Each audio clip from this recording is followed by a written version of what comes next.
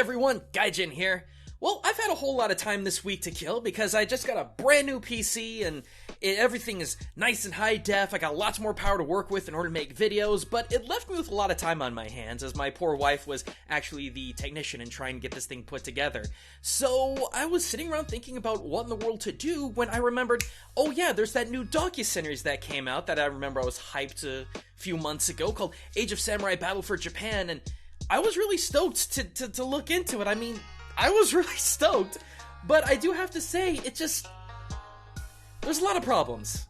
And I don't say that because I want to hype on this bully train of the series, because I know there are a lot of other people who do similar content to what I do, analyzing Japan, looking at history, folklore, things like that, and they've really torn it apart. I'm not trying to be that guy, but there's a lot wrong with it. I will say, though, that if you only have a passing sort of interest in Japan, you'd probably get a decent amount out of this series.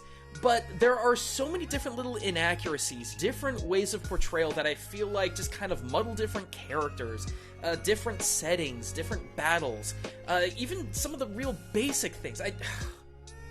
Let me just tear into it, alright? But let me say this, I wish I could show footage, but I can't, with Netflix being what it is, and copyright law being as vague as it is, so I'll try to work in pictures when I can. So, anyway, let's get started. First of all, let's talk about quality issues. Now, like I said before, this had a whole lot of hype behind it. This series had a whole heck of a lot of hype behind it. Let's see, what was referred to? Oh yeah, the Japanese Game of Thrones. Now, you can't throw that kind of title behind anything without having some kind of expectations, but these are not met at all, and here's why. One, the stock sound effects. I'm sorry, but I've heard Wilhelm screams over and over. I can't remember the name of the different screams, but you guys watch movies, I would assume. There are a lot of different stock screams you're going to hear over and over again, and I heard them over and over again. And it's like, it drove me crazy because it was in spots where they just didn't sound right. When there were battles, it actually sounded like a normal, regular battle. And I'm just thinking to myself, why did you interject multiple times all these stock sound effects? Next, this series is rated M for, like, really graphic imagery, things like, suicide, blood, dismemberment, things like that. Yeah, seppuku was a thing, there was a lot of beheading, there were a lot of instances, like, especially when it came to the seppuku, the harakiri. They always had strategic sort of censorship when it came to that whole action, and it was like, if you're gonna, just stick with that. Because there were some decapitation scenes, there was some bloody scenes. I think there was actually a scene with Yasuo Tokugawa's wife actually being put to death for attempted treason, and I just remember looking at that head and I'm like, this is the most CGI-looking terrible head ever. I was just reminded of, like, the horrible CGI blood of movies like freaking Ninja Assassin, things like that. So if you want to go into this expecting visual quality, you're not gonna find it. And lastly, there's just a bizarre level of editing going on here. Not necessarily when it comes to the action, but when it comes to the experts who are basically narrating what you're seeing within the action. And it's really super obvious that this is really awkward because they get probably over a dozen different specialists, both English-speaking, Japanese-speaking, American experts, Japanese experts, a few European experts. I mean, they're from all over the place, but there's a lot of them. And what's really kind of weird is that when they talk, they get about a sentence out, and then they're hard cut. Now, I understand that happens a whole lot when it comes to a documentary series, but it cuts from one person almost immediately to another person talking. So, I'll get to this at the very end of the video, but it really does feel like, because of the style of this editing, it's like they're trying to manipulate all of this footage and all this audio that they have for the sake of drama and intensity rather than historical accuracy, just whatsoever. And speaking of historical accuracies, let's talk about the inaccuracies, at least the basic ones in this particular series, because there's a lot to get into. First of all, this is the first thing that just absolutely got me, and I don't know why they didn't do this, but nobody in this show has a chonmage. A chonmage is basically like the stereotypical shaved head, and then you've got the kind of tail that's kind of brought up in like this kind of long bun. Sometimes it's a little bit of a tighter bun. It completely depends on which era of history of Japan you're talking about, but it's kind of uniform, especially with samurai. Now, some people have argued with me that, well, this particular style that you're talking about with the shaved head and the hair brought back, and back and forward, that wasn't really introduced and really made popular into the Edo period, but from everything that I've researched is that the chonmage became really popular after the Nara period, which is way before. And what made it so important is that it was actually a social class thing. It was a style of hair that made you elite. It set you apart. And the reason why this whole thing got started, too, is that it's not that people just shave their head and put the rest of their hair up because it looks cool. It was extremely practical. The bun part of the hair actually was something that your helmet would rest upon and keep your head from being shaved. And you would shave that part of your head so the interior of your helmet, I know it's a hat, just roll with me, doesn't rub up against your scalp and cause all this itchiness and redness and just bad times. You got a lot of other things to worry about when you're in the battlefield. Head itchiness is the last thing you'd worry about. That's where it came from. Nobody has it. Nobody has it, and I don't know why. Anyway, I'll talk more about visual things that kind of put me off when I start talking about specific characters, because I like these experts. I would say 95% of the stuff that they talk about and they say I actually really agree with. But there are some things that I just... Okay, so first and foremost, first sentence of the entire series, maybe second or third sentence in the entire series, the narrator says, "Anarchy reigns." And I'm just sitting here thinking, no, not really. There is a big difference between anarchy reigning and an entire civilization being at war, because each and every individual daimyo, out of the 50-some-odd different little provinces that there are, they all have their own rules. They have their own laws. I mean, granted, the majority of the country is underneath samurai sort of martial law, but this is not anarchy. And then we've got Stephen Turnbull, and I like this guy. I think he makes really good stuff, but he said a sentence that just made my brain 404 really hard, and that is that the katana was widely regarded as probably the finest sword ever made in history. No. The katana was a good sword. It really was a good sword. It was not the best. And I'm going to spend the next 5 minutes explaining why. So, katana. Katana were made of a very special kind of steel. This kind of steel. This is called tamahagane. And it's not really so much a sort of ore, but rather a steel that's mixed with iron sand. And this is not good steel. It's technically Bloomery Steel, which is a process of steel making that's been around for centuries prior to this, and it's far inferior to crucible steel making. So I'll provide some other visual information when I can. But basically how this whole process starts is that you've got iron sand that's placed into this thing called a tatara. And it's just superheated out, and then what you have is this big chunk called a kera. Now, this big old chunk of metal is not all steel. In fact, parts of it are steel, and other parts of it are more iron. And what swordsmiths have to do is to crack down and just bash apart this big kera of steel and iron. So when they're breaking down this big kera, they're looking for stuff like this. They're looking for the shiniest sort of jeweled metal. That's why it's called tamahagane. It has that word for jewel in it. And then what they do is that they'll take all these different pieces and they'll sort of put them on a plate and put them all together. And then they compress them all together and down in order to get sort of blocks of steel. And then from there, smiths will take that block of raw steel and flatten it out, fold it, flatten it out, fold it. And can we talk about the folding for a hot second here? Look, I don't care what anyone says. This steel was not folded 2,000 times. Heck, it probably wasn't folded any more than between 15 and 20, because you're going to get multiple layers by doing that, and you don't want to fold it 1,000 times, by the way, because the more you fold it, you're losing a lot of carbon into oxygen by folding it and hammering out. So you can actually, if you fold it and hammer it out 2,000 times, you're actually going to take the metal and revert it back into iron. It ain't going to be steel anymore. The only reason why swordsmiths in Japan would actually fold the steel is that they're trying to get all the basic impurities from the ore itself, or rather this iron sand. They're trying to work all that impurity out. Whereas if you were to make crucible steel, if you were able to take the metal and melt it down into a liquid state, all of the impurities would float to the top and you could remove them that way. And then you've got a straight, what is it referred to? I believe it's called a puck. You've just got a puck of steel, and it is pure steel. And it's gonna just be better steel. But what was so ingenious about Japanese swordsmiths is that they were able to take all these impurities and spread them out evenly across the blade. They didn't have pockets where it would make the blade weaker. So even though they were working with really not great steel. The craftsmanship of these people made this weapon something really special. But then there's the katana itself. Yes, I know this is a dumb foam warping sword, but I need something for examples, okay? So what makes it kind of interesting here is that the blade part is actually going to be stronger than the rest of it. This makes the sword really, really, really strong. It's not going to bend very much. This is going to bend like crazy because, like I said, it's a LARP sword. But my point being is that what makes this blade so strong and so tough is also what kind of gives it another weakness. The sword edge is really, really prone to chipping and breaking because it doesn't have any bend. It doesn't have any give. And when there does come a time when the sword is going to hit something hard enough that it's going to cause it to bend, unlike a lot of European swords that have a lot of wobble and wave, if this thing bends, it's going to stay bent.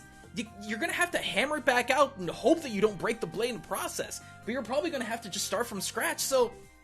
Like, I know I'm not doing this topic justice, so I'll just say this. Go check out Shadiversary's video on the whole misconceptions of katana thing. He does a way better and way more scientific explanation of why katanas are not the best swords, but they're still pretty decent. He explains it way better than I do, so go check that out. Now, with all that said, unfortunately, that's not the only issue that this series has when it comes to the katana. It's not said narration, mind, but in every single battle that happens in this entire series, when people are fighting, when it's samurai, it's always katana, and this is just absolutely incorrect. Granted, for the samurai, the katana was the most iconic weapon that they had, but not the most used. That actually goes to the yari.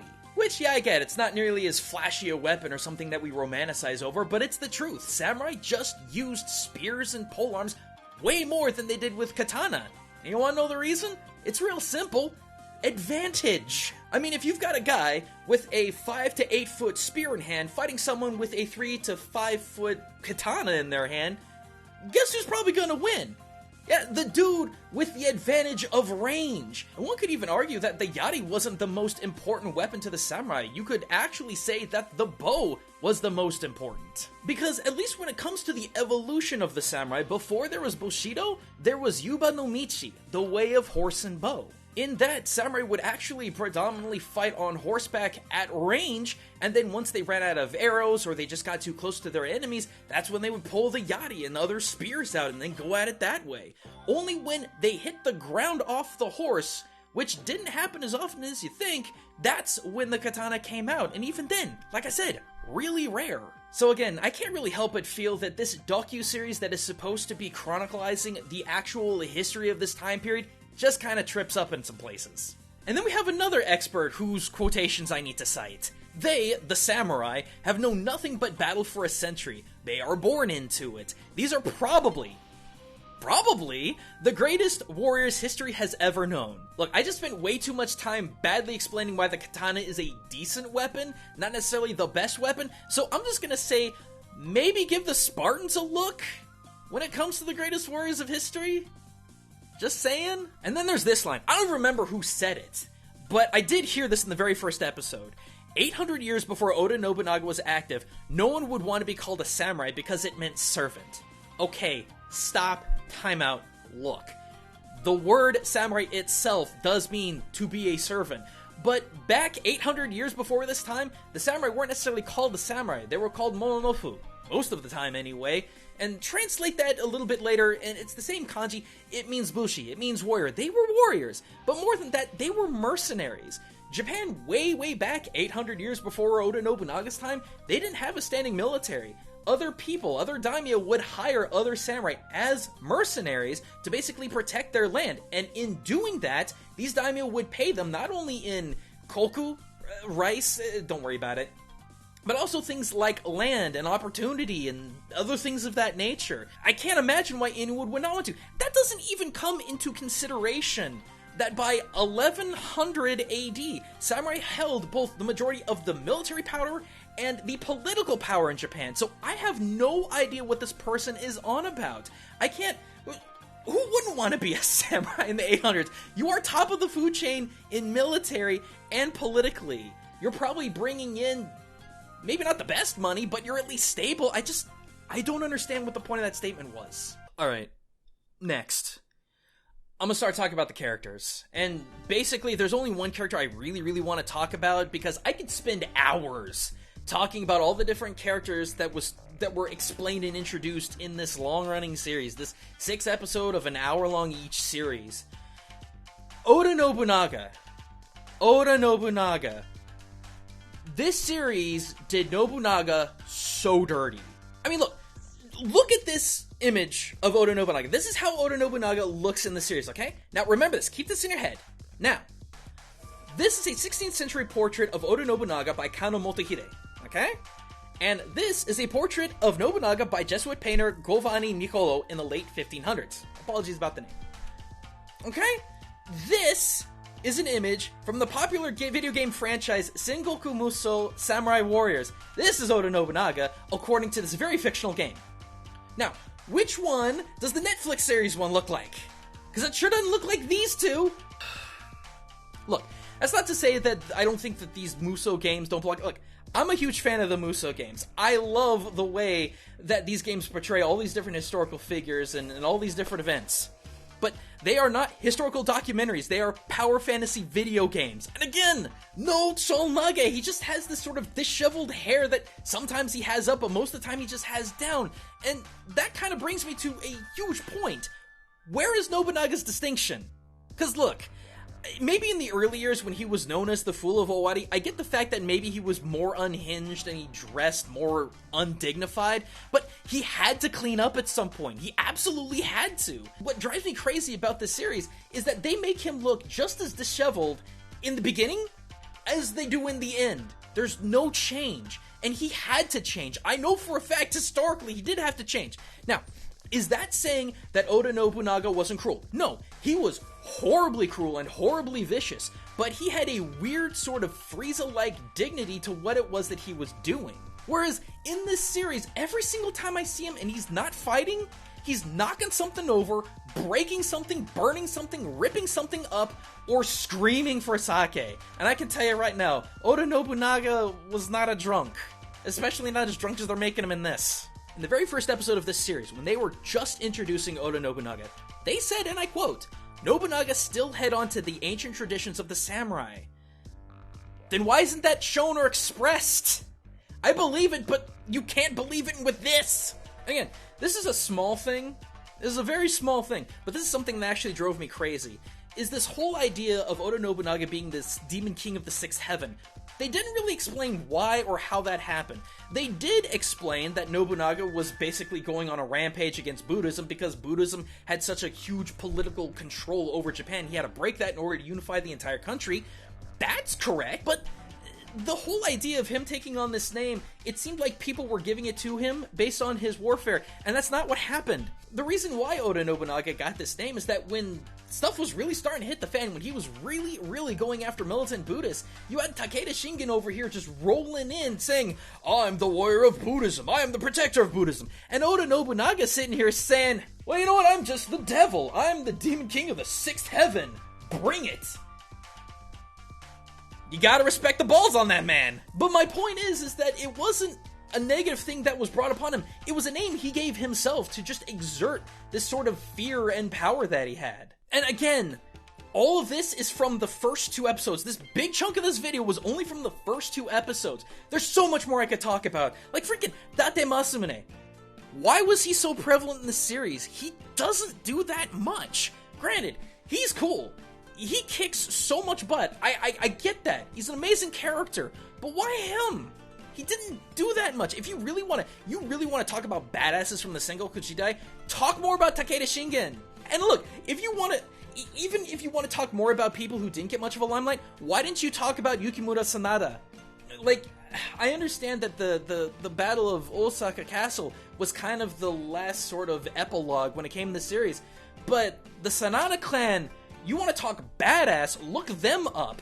And they were at that, there's so many cooler things that they could have talked about. And then there was barely any talk about Ashikage Yoshiaki, and this man was the reason Nobunaga was able to take legitimacy and take control, essentially, of Kyoto. Now, the Ashikaga, these were basically the descendants of the emperor, and Ashikage Yoshiaki actually went to Oda Nobunaga saying, "Hey, I'm the rightful heir. of the Emperor help restore me back into power and bring balance back into Japan. And Oda Nobunaga's thinking, yeah, okay. I mean, come on, we all knew what he was thinking. But again, Yoshiaki not only was the reason that Nobunaga was able to take power, but he was also a massive instigator to get other clans, including Takeda Shinken, to come in and get rid of this usurper. And then there are times when it comes to events where it's like, these are cool, but I don't know why you focus so much on them. Like, the Tensho Iga no Ran, or basically the War of Iga. It's really cool to actually see that in media because this war is not really talked about that much. And you guys know me, I love Iga, I love Ninja, and it was really, really cool to actually see some perspective on this war between samurai and ninja. But they would have made for a better individual documentary.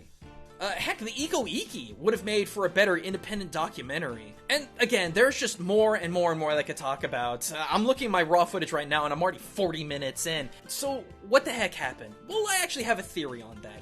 Age of Samurai was said to be, again, a Japanese Game of Thrones style drama docuseries, which that's like 3 different genres smashed into one. You just need to pick one or the other. But I think the original push of this series was to make it more drama, less of a documentary. And if you look at the design of the characters, how they act, how the fighting is, can you not see that? I mean, again, you look back at the narration of all the different experts and how weirdly cut it was and how many that they had, it really did seem like that they were pushing more for, like, more drama, more action, rather than actually explaining what actually did happen with all these battles and all these individuals and all these really important things of history.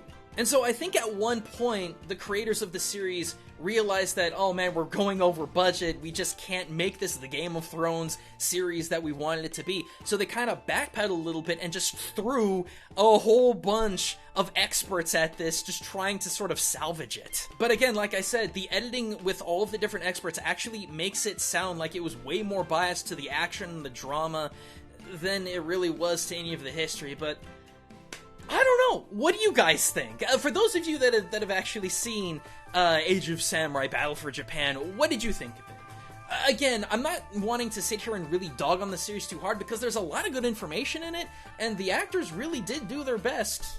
And a lot of them did a good job. I'll give them that.